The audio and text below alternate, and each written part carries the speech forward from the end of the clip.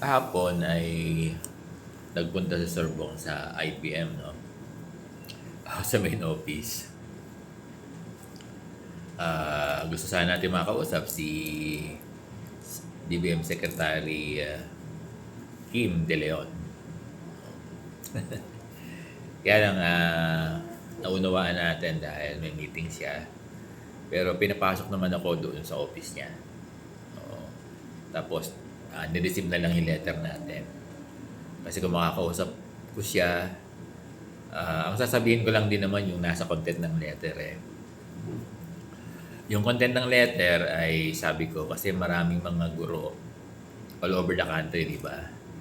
Na sabi nila, nag-apply daw sila ng ERF pero until now ay wala pang budget, no? Yun ang sabi nila eh. So naniniwala naman tayo, wala namang masama kung mag-follow up, no? At marami pa daw. Even yung mga assistant principal, yung mga principal eh. Sabi nila P1. Nag-apply doon sila ng ERF. Ngayon, yun yung isa sa purpose ng letter, yung content ng letter number 1. Pangalawa, yung mga application ng ECP. Di ba may budget na yan? Para kasi sabi nila, Sir Bong, nasa DBM na po, sabi ng mga guro, pero wala pa kaming NOSCA, no? Pero alam ko, pag nasa DBM na yan, at ibinalik na yan sa division, matik na yan na may budget na. Pangalawa yon sa content ng letter natin, na yung mga ECP application ng mga guro natin ay mapabilis sana. Ganon. Yun yung dalawang request natin sa IBM.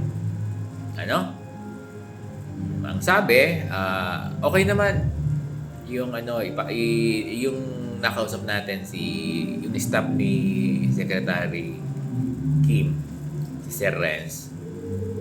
Okay naman daw. Pababasa raw niya yung letter na yan kay Secretary Kim. At dinassure naman niya na probably kung hindi man sagutin ng hard copy then sasagutin niya sa email. Kasi nandun yung email ko. Nandun yung telephone number ko. So yun yung update natin kaya kung bakit tayo nandoon kahapon sa DBM Dear Teachers, no? So, yun. Ang update natin. Pumunta talaga tayo sa DBM kahapon.